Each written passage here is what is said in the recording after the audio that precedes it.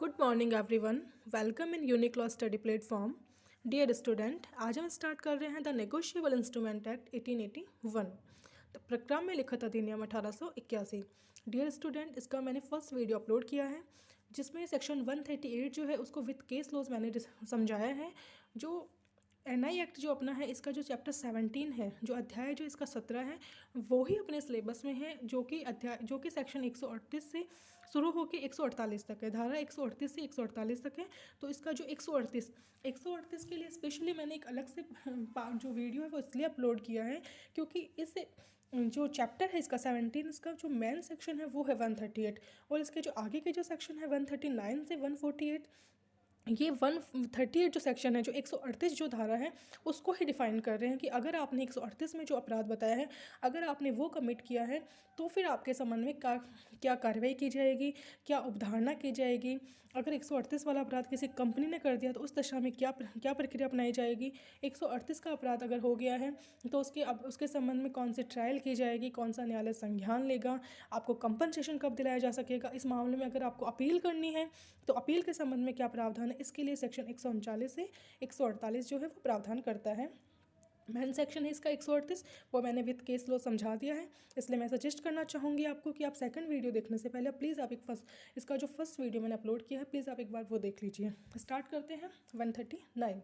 देखिए, 138 में जो मैंने बताया था कि अकाउंट में, बैंक में संधारित जो आपका खाता है, उस खाते में इनसफिशिएंसी ऑफ फंड होने के कारण, अपर्याप्त अमाउंट होने के कारण बैंक ने आपका चेक है वो अनादित कर दिया है, खारिज कर दिया है। तो उस दशा में जो है 138 है। तो अब 139 ये कह रहा है कि 139 उपधारणा का सेक्शन है, प्रज्यूम्सन का सेक्शन है ये, और ये प्रज्यूम्सन यही धारक के पक्ष में की जा रही है कि जो व्यक्ति चेक का होल्डर है, जिस व्यक्ति के पास में चेक है, उस व्यक्ति के संबंध में ये उपधारणा जब तक कि अन्यथा साबित नहीं कर दिया जाए, ये उपधारणा की जाएगी कि जो चेक का जो धारक है, उसने वो चेक धारा 138 में निर्दिष्ट या तो कोई ऋण है उसका या अन्य दायित्व से भागते या पूर्णतः उन्मोचन के लिए प्राप्त किया है। ठीक है, धारक के पक्ष में उपधारणा की जा रही है, 139 में की जा रही है। और किस चीज़ की उपधारणा की जा रही है कि किसी भी व्यक्ति ने चेक इसलिए प्राप्त किया है कि या तो उसे किसी ऋण से या फिर अन्य दायित्व से भागते, पार्टली या पूर्णतः उन्मोचित होना है। ठीक है, ये उपधारणा का सेक्शन है। ये प्रीलिम्स में इसका टाइटल पूछा जा सकता है कि उपधारणा का एनआई एक्ट के अंदर उपधारणा का कौन सा सेक्शन है, तो 139 है। ठीक है, इसके बाद में इसका सेक्शन है 140 सेक्शन ये कहता है कि मानो ए और बी है, ए ने बी को चेक दिया है और बी को चेक देने के बाद में बी ने जैसे ही बैंक में चेक पेश किया, बैंक ने बिना भुगतान किए चेक लौटा दिया। अब यहाँ पे ए ये कहता है कि मेरे को पता नहीं था कि मेरा जो चेक है वो बैंक में पेश करने पे इस कारण से वो अनादित हो जाएगा, बैंक बिना भुगतान किए लौटा देगा। मतलब 140 जो है वो लेखीवाल के संबंध में है, जिस व्यक्ति ने चेक लिखा है उस लेखीवाल के संबंध में है। तो 140 ये कहती है कि जिस भी व्यक्ति ने चेक लिखा है, जो भी व्यक्ति चेक का लेखीवाल है, वो ये बचाव नहीं ले सकता। मतलब मानो किसी भी व्यक्ति, मतलब यहाँ पे एक प्रज्यूम्सन की जा रही है कि जो भी व्यक्ति अपने बैंक में संधारित उसका जो अकाउंट है उसमें से कोई चेक दे रहा है, तो अपन ये मान के चलेंगे कि उसको पता है कि मेरे अकाउंट में जिस अमाउंट के लिए मैं चेक दे रहा हूँ वो अमाउंट भी है, और जो बैंक है वो मेरे चेक को है वो अनादित नहीं करेगा। तो यहाँ पे धारा 138 के अधीन किसी अपराध के अभियोजन में यह बचाव नहीं होगा कि चेक जारी करते समय लेखीवाल के पास यह विश्वास करने का कारण नहीं था कि वह चेक बैंक में पेश किए जाने पर वर्णित कारणों से अनादित हो जाएगा। वर्णित कारण कौन से हैं? वर्णित कारण सेक्शन 138 में बताए हैं कि या तो अकाउंट जो है बैंक में संधारित जो खाता है उसमें अपर्याप्त राशि है, या फिर जो व्यक्ति है जिसने चेक दिया है, चेक का लेखीवाल है, उसने बैंक के साथ में करार कर रखा है सूद राशि संधाई करने का, और जो चेक उसने दिया है वो अमाउंट उस एग्रीमेंट से अधिक है, इसलिए बैंक ने बिना भुगतान लौटा दिया। ठीक है, तो यहाँ पे दो कारण है। अगर सेक्शन 140 आता है तो 140 बताने के साथ साथ आपको ये बता रहा है ना इसमें कि वर्णित कारणों से अनादित हो गया है, तो यहाँ पे आपको ये वर्णित कारण भी बताने पड़ेंगे कि धारा 138 के अधीन यदि किसी अपराध का अभियोजन चल रहा है तो अपराध के अभियोजन में लेखीवाल ये बचाव नहीं ले सकता कि मेरे पास विश्वास करने का कारण नहीं था कि जो मेरा चेक है वो बैंक में पेश करने पर निम्न वर्णित कारण कौन से हैं? खाते में अपर्याप्त राशि होने के कारण, अथवा बैंक के इसके साथ संधाई करने का करार कर दिए जाने के कारण बैंक द्वारा बिना भुगतान के लौटा दिया है, इन कारणों से अनादित हो जाएगा। ठीक है, 140 139 उपधारणा के लिए सेक्शन है, 140 में ये लेखीवाल बचाव नहीं ले सकता। ठीक है, अब देखिए इसका सेक्शन है 141 कंपनियों द्वारा अपराध की धारा 138 में जो अपन पढ़ के आए हैं, चेक बाउंस के जो अपराध हो रहे हैं, चेक बाउंस के जो मामले आ रहे हैं, अगर 138 वाला जो अपराध है वो अपराध करने वाला व्यक्ति यदि कोई कंपनी है, ठीक है, तो उस दिशा में फिर क्या कौन दायित्वाधीन होगा। 141 जो सेक्शन है इसका कंपनी द्वारा अपराध, ये इसको अपन मान के चल सकते हैं कि ये एग्जाम में आने लायक सेक्शन है, क्योंकि देखिए जो अपना इंडिसेंट रिप्रेजेंटेशन जो एक्ट है, महिलाओं का अशिष्टोपन प्रतिषेध अधिनियम है 1986 का, 1986 का, सेम उसका जो सेक्शन 7 है वो भी कंपनियों द्वारा अपराध की बात करता है। और जो अशिष्टोपन प्रतिषेध अधिनियम है वो क्रिमिनल का एक माइनर एक्ट है, और जो एनआई एक्ट है वो भी क्रिमिनल का एक माइनर एक्ट है। दोनों के अंदर कंपनियों द्वारा ऑफेंस की बात की गई है, वहाँ पे सेक्शन 7 है, यहाँ पे 141 है। तो अपन मान के चल सकते हैं कि दोनों में से किसी एक एक्ट में से ये सेक्शन पूछा जाए। अगर वहाँ से पूछा जाता है तो अपन इस सेक्शन का हवाला दे देंगे कि भाई एनआई एक्ट में भी इसको परिभाषित कर रखा है। अगर यहाँ से पूछा जाता है तो अपन इंडिसेंट का सेक्शन बता देंगे, सेक्शन 7। ठीक है, अब देखिए मैं ये जो सेक्शन 7, ये जो सेक्शन 141 है इसको मैं ब्रीफ में बता देती हूँ एक बार आपको। सेक्शन 141 ये कहता है कि 138 में जो चेक के संबंध में जो अपराध हुआ है, वो अपराध करने वाला व्यक्ति यदि कोई कंपनी है, अपराध कायद करने वाला व्यक्ति यदि कोई कंपनी है, तो जो भी व्यक्ति जब जिस टाइम अपराध घटित हुआ है, देखिए धारा 138 के अधीन अपराध कायद करने वाला व्यक्ति यदि कंपनी है, व्यक्ति यदि कंपनी है, क्योंकि अपना जो आईपीसी है, आईपीसी में कंपनी को एक व्यक्ति की परिभाषा में लिया गया है, इसलिए कह रहे हैं कि 138 में जो अपराध हुआ वो यदि किसी कंपनी ने किया है, तो जिस टाइम अपराध घटित हुआ था, तो ऐसा व्यक्ति जो अपराध के कारित होते समय उस कंपनी का प्रभारी था, उस कंपनी के कारोबार के संचालन के लिए उत्तरदायी था, तो वह तथा कंपनी उस अपराध के लिए दोषी समझे जाएंगे और तदनुसार दंडित किए जाएंगे। ठीक है, कि 138 में जो अपराध कमिट हुआ है वो अपराध करने वाले व्यक्ति कौन है, कंपनी है। और जिस टाइम अपराध घटित हुआ है ना, तो उस टाइम जो भी व्यक्ति कंपनी का प्रभारी और संचालक है, तो ये समझा जाएगा कि जो संचालक और जो उत्तरदायी है वो अपराध के लिए दोषी है। ठीक है, लेकिन इस धारा की कोई भी बात, देखिए इसका प्रोविजो वेरी वेरी मोस्ट है, लेकिन इस धारा की कोई भी बात किसी भी ऐसे व्यक्ति को दंड के लिए उत्तरदायी नहीं बनाएगी। मतलब पहला जो इसका क्लोज है 141 का, ये कहता है कि 138 का अपराध करने वाला व्यक्ति यदि कंपनी है तो वो अपराध के लिए दायित्वाधीन होगा। ठीक है, और जो भी व्यक्ति इसका प्रभारी या संचालक है वो दोषी समझा जाएगा। लेकिन अगर कंपनी का कोई प्रभारी है या संचालक है, वो ये साबित कर देता है कि उसको अपराध की जानकारी नहीं थी, अपराध उसकी जानकारी के अभाव में कारित किया था, या फिर उसने अपराध को कारित होने से निवारित करने के लिए सम्यक तत्परता बरती थी। ठीक है, या तो उसको अपराध के संबंध में जानकारी नहीं थी, या फिर उसने अपराध को निवारित करने के लिए सम्यक तत्परता बरती थी, तो फिर यहाँ पे ये जो कंपनी का संचालक और प्रभारी है दायित्वाधीन नहीं होगा। ठीक है, दूसरा प्रोविजो इसका ये कहता है कि 138 में जो अपराध हुआ है वो अपराध करने वाला व्यक्ति कंपनी के निदेशक के रूप में केंद्र सरकार है, राज्य सरकार है, या वित्तीय निगम के द्वारा कोई अधिकार पद नियोजन के आधार पर नामांकित किया जाता है, जो केंद्र सरकार या राज्य सरकार के द्वारा स्वीकृत या नियंत्रित जैसी भी स्थिति है, इस अध्याय के अधीन अभियोजन के लिए उत्तरदायी नहीं होगी।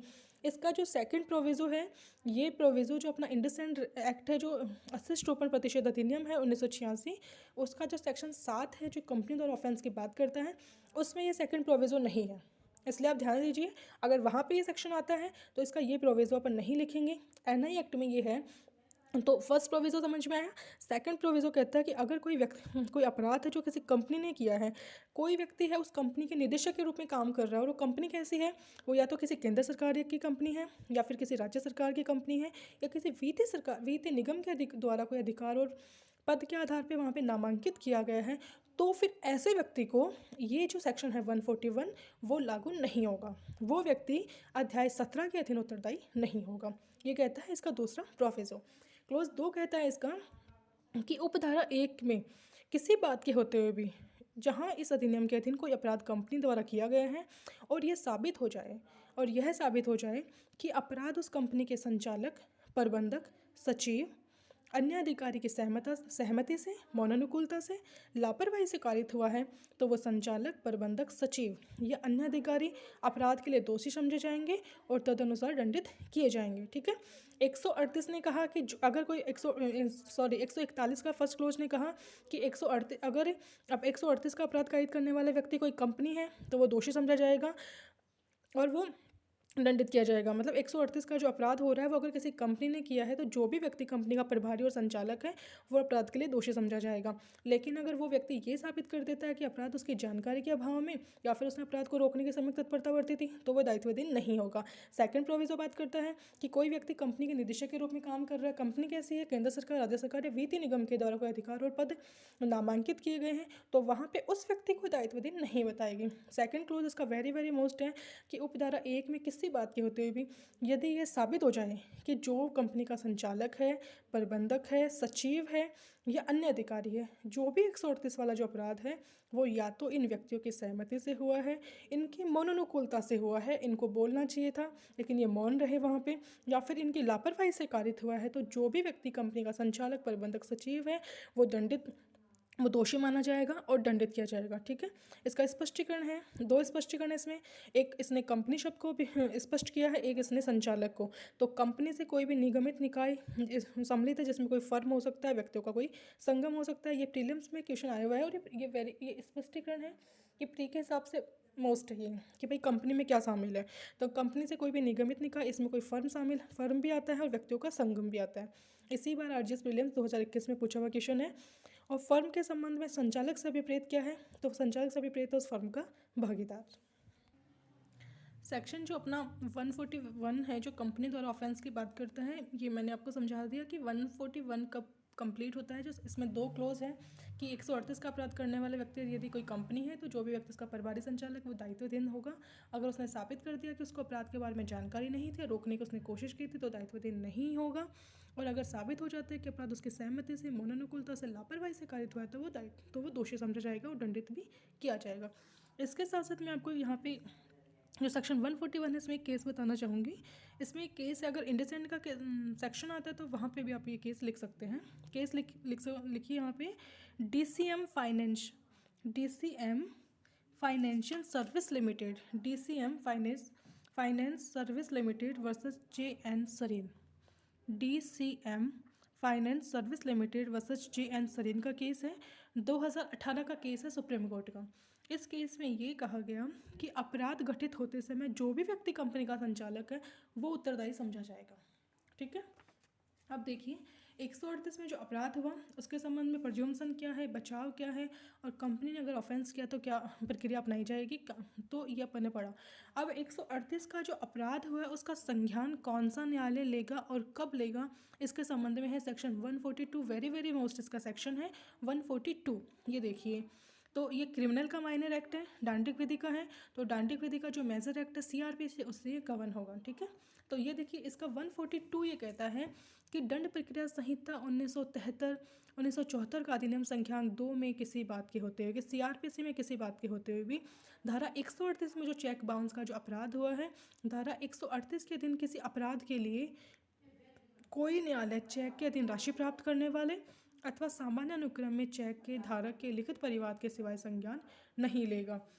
मतलब 142 में कोई भी न्यायालय है वो संज्ञान तभी लेगा, कॉग्निजेंस तभी लेगा जब 138 के अधीन यदि कोई अपराध हुआ है, उस अपराध के अधीन राशि प्राप्त करने वाला, जो सेक्शन 138 के अधीन किसी व्यक्ति ने किसी दूसरे व्यक्ति को चेक दिया है और जो भी व्यक्ति चेक के अधीन राशि पाने वाला है या फिर जो भी व्यक्ति चेक का होल्डर है वो व्यक्ति लिखित में न्यायालय के सामने परिवाद करेगा तो ही न्यायालय संज्ञान लेगा। यहाँ पे प्रीलिम्स का क्वेश्चन भी बन सकता है कि न्यायालय संज्ञान कब लेगा या फिर न्यायालय के सामने परिवाद कौन करेगा, तो परिवाद यहाँ पे दो व्यक्ति करेंगे, जो चेक के दिन राशि प्राप्त करने वाला है और चेक का होल्डर है। ठीक है, अब पहला क्वेश्चन तो इसमें पहला पॉइंट तो ये बना कि कौन परिवाद करेगा। इसके बाद में दूसरा पॉइंट ये कहता है कि आप कब परिवाद करोगे। तो 138 जो सेक्शन अपने पढ़ा है, 138 का जो प्रोविजो 3 पॉइंटों में विभाजित था और 3 पॉइंटों में ये कहा गया था उसमें कि जैसे ही चेक के अधीन जो ये राशि प्राप्त करने वाला है और सामान्य अनुक्रम जो चेक है वो बैंक में लगाता है और बैंक ने बिना भुगतान किए लौटा दिया, तो वहाँ पे इन दोनों की ये ड्यूटी बनती है कि चेक के लेखीवाल को 30 दिन के अंदर अंदर ये सूचना दे कि हमने आपका चेक बैंक में लौटाया लेकिन चेक बैंक ने हमें राशि का भुगतान नहीं किया है। 30 दिन के अंदर लेखीवाल को सूचना देंगे। लेखीवाल की ड्यूटी है कि जिस दिन उसको नोटिस प्राप्त होता है उस दिन से 15 दिन के अंदर अंदर वो उस राशि का संधाय करे। अब 138 का जो खंड C था जहाँ पे लेखीवाल को 15 दिन का टाइम मिला हुआ था राशि संधाय करने का, वहाँ पे लेखीवाल 15 दिन के अंदर राशि का संधाय नहीं करता है, तब जो लिखी जो चेक के अधीन राशि प्राप्त करने वाला है या सामान्य अनुक्रम में जो चेक का धारक है उनके पास में ये कॉज ऑफ एक्शन अराइज होता है, वाद हेतु उत्पन्न होता है कि उस दिन से 1 माह के अंदर अंदर वो परिवाद पेश करे। ठीक है, कौन परिवाद पेश करेगा? चेक के अधीन राशि पाने वाला, सामान्य अनुक्रम में चेक का धारक। कब करेगा? 138 का जो प्रोविजो सी था, लेखीवाल को 15 दिन की सूचना मिली थी, नोटिस मिला था, उसके बाद उसने संदाय नहीं किया तो फिर उसको उसके पश्चात जैसे वाद हेतु उत्पन्न हुआ तो 1 माह के अंदर अंदर ये जो राशि प्राप्त करने वाला है और जो धारक है वो परिवाद करेंगे। ठीक है, प्रोविजो इसका कहता है कि यदि एक ये जो राशि प्राप्त करने वाला है और सामान्य अनुक्रम में जो चेक का धारक है वो अगर 1 माह के अंदर परिवाद नहीं कर पाते हैं तो फिर परिवादी यदि न्यायालय को संतुष्ट कर देता है कि किस कारण से किसी वजह से वो परिवाद पेश नहीं कर पाया तो फिर न्यायालय उसको अतिरिक्त समय भी दे देगा। ठीक है, ये इसका प्रोविजो है। अब फर्स्ट पॉइंट ने कहा कौन करेगा, कब करोगे, कहाँ करोगे। थर्ड इसका तो थर्ड कह रहा है कि 138 के जो अपराध है उनका कॉग्निजेंस लेने का, संज्ञान लेने का जो अधिकार है वो महानगर मजिस्ट्रेट अथवा प्रथम वर्ग न्यायिक मजिस्ट्रेट से निम्न पंक्ति के न्यायालय द्वारा 138 के अधीन दंडनीय किसी अपराध का विचारण नहीं किया जाएगा। ठीक है, 138 में जो अपराध हुआ था उसका विचारण महानगर मजिस्ट्रेट और प्रथम वर्ग न्यायिक मजिस्ट्रेट करेगा। कब करेगा? चेक के दिन राशि प्राप्त करने वाला या सामान्य अनुक्रम में जो चेक का धारक वो लिखित में परिवाद करेगा। कब करेगा? जब वाद हेतु उत्पन्न हुआ है उससे 1 माह की तिथि में। अगर आप 1 माह में नहीं कर पाए हैं, न्यायालय को आपने संतुष्ट किया है तो आप और अतिरिक्त अवधि में कर सकते हैं। इसके बाद में इसका जो दूसरा पॉइंट है वेरी मोस्ट है 142। आपको सीधा सीधा भी पूछा जा सकता है कि अपराधों के संज्ञान के बारे में प्रक्रिया बताइए एनआई एक्ट में, या फिर आपको ये भी पूछा जा सकता है कि 138 के अधीन जो अपराध हो रहे हैं धारा ये जो प्रकरण में लिखा था अधिनियम में उसके अपराधों को की जांच और विचारण करने की जो अधिकारिता है वो कौन से न्यायालय को है। ठीक है, 138 के जो अपराध है उनका जांच और विचारण कौन सा न्यायालय करेगा। इसमें 2 पॉइंट है, देखिए अच्छे से समझिए यहाँ पे कि यदि कोई चेक है, यदि कोई चेक बैंक खाते में संग्रहण के लिए प्रेरित किया गया है, संग्रहण का मतलब होता है लेने के लिए प्रेरित किया गया है, तो फिर आपका जो मामला है उस न्यायालय को जांच करने की और विचारण करने की अधिकारिता होगी जहाँ पे कि बैंक की शाखा में पाने वाला या जो भी सम्यक अनुक्रम धारक है, जो भी चेक का होल्डर है वो खाता रखता है। ठीक है, यदि आपका चेक अपने खाते में संग्रहण के लिए प्रेरित किया है तो फिर जहाँ पाने वाला है या फिर जहाँ पे अनुक्रम धारक है वहाँ उस बैंक खाता में उस बैंक शाखा के में आप अपना चेक लगाओगे। और यदि आपने कोई चेक है वो भुगतान के लिए प्रस्तुत किया है तो फिर उस बैंक की शाखा में जहाँ पे ऊपरवाल की बैंक की शाखा है या ऊपरवाल बैंक में खाता रखता है आप वहाँ पे इसको प्रेरित करोगे। ठीक है, ये है आपका 142 वेरी मोस्ट सेक्शन है। वैसे एनआई एक्ट इसमें सेक्शन बहुत ही कम है, सारे सेक्शन को अपन पूरा बराबर वेटेज देके चलेंगे क्योंकि कोई भी सेक्शन आ सकता है। 138 मैन ऑफेंस बताया, 141 कंपनी ने ऑफेंस किया तो क्या होगा, और 138 के जो अपराध उसका संज्ञान कब लेगा, कौन लेगा, जांच और विचारण कौन सा न्यायालय करेगा। 142 मैंने आपको समझाया, इसमें कोई केस लॉस नहीं है। अब अपन आगे बढ़ते हैं। इसका 138 के जो अधीन जो अपराध होते हैं उन अपराधों के अंदर ट्रायल कौन से की जाएगी, विचारण कौन सा होगा, ये देखते हैं अपन सेक्शन 143। 143 संक्षिप्त विचारण। एक एनआई एक्ट के अंदर जो मामले हैं उनके जो ट्रायल 138 के जो मामले हैं ना उनकी जो ट्रायल है वो कौन सी होगी। देखो तो 138 के जो मामले हैं उनकी संक्षिप्त ट्रायल होगी सेक्शन 143।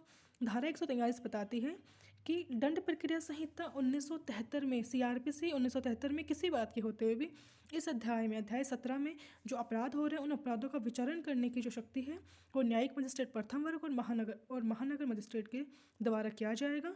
और जो सीआरपीसी की जो सेक्शन 262 से 265 है वो ऐसे विचारण पे लागू होगी। ठीक है, 138 का यदि कोई अपराध हुआ है तो उसकी ट्रायल कौन सी होगी, समरी ट्रायल होगी। और समरी ट्रायल कौन करेगा, न्यायिक मजिस्ट्रेट प्रथम वर्ग और महानगर मजिस्ट्रेट करेगा। और जो सीआरपीसी के सेक्शन 262 से जो 265 है वो ऐसे ट्रायल पे लागू हो जाएंगे। ठीक है, इसके बाद में देखो इसका प्रोविजो वेरी मोस्ट है। इसका प्रोविजो ये कहता है कि अगर 138 के किसी मामले में समरी ट्रायल की जा रही है तो वहाँ पे महानगर मजिस्ट्रेट और प्रथम वर्ग जो न्यायिक मजिस्ट्रेट है उन दोनों के लिए विधिक होगा, उन दोनों के लिए लीगल होगा कि अगर उनके सामने कोई मामला आ रहा है और अगर वो कोई दोष सिद्धि पारित कर रहे हैं तो दोष सिद्धि में वो 1 साल की अवधि से अधिक नहीं की कारावास की सजा एवं जुर्माने की राशि 5,000 रुपये, जुर्माने की राशि 5,000 रुपये से अधिक का दंडादेश पारित नहीं करे। देखिए इसका ये जो खंड है इसका प्रोविजो इसका साफ कहने का मतलब ये है कि अगर 138 के अपराध का विचारण हो रहा है तो महानगर मजिस्ट्रेट और प्रथम वर्ग न्यायिक मजिस्ट्रेट समरी ट्रायल करेंगे, संक्षिप्त विचारण करेंगे। सीआरपीसी 260 से 262 यहाँ पे 62 से 265 यहाँ पे लागू हो जाएगी। इसके साथ साथ इसका फर्स्ट जो प्रोविज़ो है वेरी वेरी मोस्ट ये कहता है कि अगर किसी महानगर मजिस्ट्रेट या प्रथम वर्ग न्यायिक मजिस्ट्रेट के सामने 138 का कोई ट्रायल चल रही है तो उसके लिए लीगल है, विधिक है कि वो ऐसे दोष सिद्धि के प्रकरण में 1 वर्ष से कम नहीं होने वाली, अधिक से 1 वर्ष से कम नहीं होने वाली, या फिर जो जुर्माने की जो राशि है वो 5,000 रुपये से अधिक नहीं होगी, मतलब अधिक से अधिक 5,000 रुपये का जुर्माना है और 1 वर्ष तक की सज़ा का जो दंडादेश है वो पारित कर सकता है। ये कि जो CRPC में जो अपनी समरी ट्रायल है वहाँ पे साफ साफ लिखा हुआ है कि समरी ट्रायल के अंदर मजिस्ट्रेट के लिए विधिक होगा कि वो 3 माह से अधिक अवधि के कारावास का दंडादेश पारित नहीं करे। तो यहाँ पे ये इसमें मेजर डिफरेंस भी है, ठीक है, इसलिए आप ध्यान देते हुए चलिए। सेकंड प्रोविज़ो, फर्स्ट प्रोविज़न ने आपको कहा कि 1 साल से कम नहीं होने वाली सज़ा और 5,000 रुपये से अनधिक का जुर्माना पारित करें, लेकिन इसका सेकंड प्रोविज़ो ये कहता है कि यदि फर्स्ट क्लास जुडिशियल मजिस्ट्रेट और महानगर मजिस्ट्रेट के सामने ऐसा कोई मामला आ रहा है कि विचारण प्रारंभ होने पर 138 का जो अपराध हुआ है जिसमें कि मजिस्ट्रेट के लिए विधिक है कि वो 1 साल से कम नहीं होने वाली सज़ा और 5,000 रुपये से अधिक का जुर्माना पारित करेगा, लेकिन यदि अगर प्रथम वर्ग न्यायिक मजिस्ट्रेट के सामने और महानगर मजिस्ट्रेट के सामने ऐसा कोई मामला आता है कि जब विचारण प्रारंभ हुआ उस समय मजिस्ट्रेट संक्षिप्त विचारण के दौरान मजिस्ट्रेट को ये प्रतीत हो रहा है कि जो प्रकरण है, जो मामला है, उसका सार भाव ऐसा है कि उस प्रकरण में संक्षिप्त विचारण अवांछनीय है। मतलब जब प्रथम वर्ग न्यायिक मजिस्ट्रेट और महानगर मजिस्ट्रेट के सामने कोई मामला आया और जब उसकी ट्रायल की गई, जब उसका विचारण किया गया तो मजिस्ट्रेट को ये प्रतीत हुआ कि मामला इस प्रकृति का है कि इसमें समरी ट्रायल हो ही नहीं सकती, या फिर उस मजिस्ट्रेट को लग रहा है कि ये मामला इस प्रकृति का है कि इसमें 1 वर्ष से अधिक की कारावास की सजा पारित किए जाने योग्य है, या फिर अन्य कोई कारण है। जैसे ही मामला मजिस्ट्रेट के सामने है, मजिस्ट्रेट को लग रहा है ना तो समरी ट्रायल होने लायक मामला है और सज़ा जो है वो 1 वर्ष से अधिक देनी चाहिए, या फिर अन्य कोई भी कारण है, तो वहाँ पर उस मजिस्ट्रेट के लिए पक्षों को सुनने के पश्चात उसके प्रभाव के लिए आदेश अभिलिखित करने पर उसके लिए ये आवश्यक होगा कि वो साक्ष्यों को पुनः आहूत करे, उन साक्ष्यों को दोबारा से बुलाए, उनकी परीक्षा करे, सुनवाई और पुनः सुनवाई के लिए अग्रसर होता है, जैसा भी संहिता में उपबंधित है वो काम करे, ठीक है। तो इसका दूसरा प्रोविज़न, इसके बाद में इसका दूसरा जो पॉइंट है वो ये कहता है कि इस धारा के अधीन स्थायी तौर पर न्याय के हित में जहाँ तक व्यवहार्य है मजिस्ट्रेट के लिए विधिक होगा जब तक कि मामले का निष्कर्ष नहीं निकलता है। जो भी कार्यवाही है वो दिन प्रतिदिन होगी और अगर इसके लिए कोई स्थगन दिया जाता है तो फिर न्यायालय अपने कारण लिखित करेगा, ठीक है। और इसका तीसरा जो पॉइंट है वो ये कहता है इस धारा के अंतर्गत प्रत्येक विचारण यथासंभव नियमित होगा और परिवाद प्रस्तुत करने की तारीख से 6 माह के अंदर विचारण का निष्कर्ष करने का प्रयास किया जाएगा, ठीक है। जो संक्षिप्त विचारण जो हो रहा है उसका निष्कर्ष करने का प्रयास किया जाएगा, कब से? परिवाद प्रस्तुत करने की तारीख से, और कितने टाइम में? 6 माह के अंदर। ये प्री का क्वेश्चन बन सकता है यहाँ पे कि जो समरी जो ट्रायल है, जो संक्षिप्त विचारण है, उसमें जो परिवाद का निष्कर्ष वो कितने दिन में निकाला जाएगा? तो 6 माह के अंदर है। कब से है? परिवाद प्रस्तुत करने की तारीख से है, ठीक है। तो 143 समरी ट्रायल है, 138 के जो अपराध हो रहे हैं उनमें संक्षिप्त विचारण होगा, महानगर मजिस्ट्रेट प्रथम वर्ग न्यायिक मजिस्ट्रेट करेगा, 265 से 265 CRPC लागू होगी, 1 वर्ष से कम नहीं होने वाली सजा और अनधिक 5,000 रुपये का जुर्माना वो पारित कर सकता है। लेकिन अगर कोई मामला इस प्रकृति का है कि उसको लग रहा है कि ऐसा समरी ट्रायल नहीं हो सकती, सजा अधिक देने लायक है या अन्य कोई कारण है, तो मजिस्ट्रेट पक्षों को दोबारा बुलाएगा, उनको सुनेगा, जो भी न्याय हित में लगता है वो काम करेगा। कार्यवाही है दिन प्रतिदिन चलेगी। अगर एडजॉर्न देना जरूरी है तो अपने कारण लिखेगा न्यायालय। जिस दिन परिवाद प्रस्तुत हुआ है उस तारीख से 6 माह के अंदर विचारण का निष्कर्ष करने के लिए प्रयास किया जाएगा, ठीक है। ये सेक्शन इसका 143 है। इसके बाद में इसका जो सेक्शन है 140, देखिए इसका जो 144 सेक्शन है ये एक जनरल सेक्शन है, 144 सेक्शन है, 145 जो सेक्शन है एक जनरल सेक्शन है। ये दोनों सेक्शन ही पहले 144 बात करता है समन की तामील, तो समन की तामील जैसे CRPC में समन की तामील होती है वैसे यहाँ पे समन की तामील होगी, जहाँ पे भी वो व्यक्ति अभियुक्त या जो साक्षी है निवास करता है, कारोबार करता है, व्यवसाय करता है, तो सेम वैसे होगी। यहाँ से प्री का क्वेश्चन बन सकता है, टाइटल बन सकता है कि समन की तामील की रीति के लिए कौन सा सेक्शन है, तो 144 है। कैसे होगी, तो इसके लिए नियम कौन बनाएगा, तो सत्र न्यायालय द्वारा अनुमोदित किए जाएंगे, ठीक है। तो ये सेम प्रोसीजर है 144। ये कोई मेंस के पॉइंट ऑफ व्यू से कोई इतना वो खास सेक्शन है नहीं, तो आप ये जनरल प्रोविजन है 144। इसके बाद में 145 पे ये बोल रहा है शपथ पे साक्ष्य। देखिए यहाँ पे प्रीलिम्स का क्वेश्चन बन सकता है कि जो शपथ पे जो साक्ष्य है ना, परिवादी का साक्ष्य शपथ पर दिया जा सकता है। 145 सेक्शन एक ऐसा सेक्शन है, ये अपने को सीधा सीधा ये कह रहा है कि जो परिवादी का साक्ष्य है वो शपथ पत्र पर दिया जा सकता है और सभी अपवादों के अधीन रहते हुए किसी भी जांच में, विचारण में या अन्य कार्यवाही में साक्ष्य में भी पढ़ा जा सकता है, ठीक है। परिवादी का साक्ष्य शपथ पे दे सकते हो। जांच विचारणे अन्य कार्यवाही में साक्ष्य में पढ़ा जा सकता है। और यदि न्यायालय उचित समझता है तो अभियोजन या अभियुक्त के आवेदन पर किसी व्यक्ति को समन कर सकता है, उसकी परीक्षा कर सकता है, जैसा भी शपथ पत्र पर दिए गए साक्ष्यों में अंतर्विष्ट है। ठीक है। तो 144 और 1 जो 45 है जनरल सेक्शन है। इसके बाद में इसका 146 है, ये प्रीलिम्स के पॉइंट ऑफ व्यू से आपका टाइटल सेक्शन भी बन सकता है कि जो बैंक की स्लिप है वो भी कुछ मामलों में क्या होती है, प्रथम दृष्टया साक्ष्य होती है। कि दिन मानो कोई न्यायालय की कोई कार्यवाही चल रही हो, न्यायालय की कार्यवाही में कोई बैंक की स्लिप को पेश किया गया या फिर बैंक की स्लिप पे बैंक का कोई मेमो लगा हुआ है, प्राधिकृत चिन्ह लगा हुआ, तो फिर वहाँ पे न्यायालय अवधारणा करेगा कि जो चेक है वो बैंक में पेश किया था और बैंक ने उस पर उसको किस कारण से उसको अनादित कर दिया है। 146 147 अपने को बताता है कि जो NI एक्ट है उसके अपराधों की नेचर क्या होगी। तो जो 147 है उसके अपराधों के नेचर होगी, उसके अपराध क्या है, समनीय होंगे। ठीक है। अब इसके साथ अब इसका सेक्शन, इसका जो संशोधन के द्वारा इसमें 2 सेक्शन ऐड हुए हैं। इसका जो एक तो जो धारा है इसकी 143A है और एक इसकी धारा है 148। 143A अंतरिम प्रतिकर के बारे में बात करती है और 148 है जो इसकी बात करती है दोष सिद्धि के संबंध में अपील के बारे में। इसके साथ साथ इसमें एक बड़ा मोस्ट क्वेश्चन बनता है इसमें कि जो NI एक्ट में जो समरी ट्रायल है उसमें और जो CRPC में जो समरी ट्रायल है उसमें, इन दोनों में क्या डिफरेंस है। तो यहाँ पे प्रतिकर के लिए सेक्शन, अपील के लिए सेक्शन, और इन दोनों में इनमें NI एक्ट में और जो CRPC की समरी ट्रायल है इसमें क्या डिफरेंस बनता है। तो इन तीनों जो ये क्वेश्चन है इनको मैं थर्ड वीडियो में मैं इनको कवर करवाऊंगी और मैं कोशिश करूँगी अच्छे से आपके कॉन्सेप्ट क्लियर करने की। तो मैं आपको सजेस्ट करना चाहूँगी, मैं जो भी इनके वीडियो अपलोड कर रही हूँ आप इनको सेज वाई नंबर 1 2 3 जो 3 वीडियोज़ के बनेंगे NI के, तो आप सारे वीडियो देखिए। आपका अगर कोई क्वेरी है या आप कोई सजेशन देना चाहते हैं, कुछ भी आपका हो तो आप कमेंट कर सकते हैं। Thank you.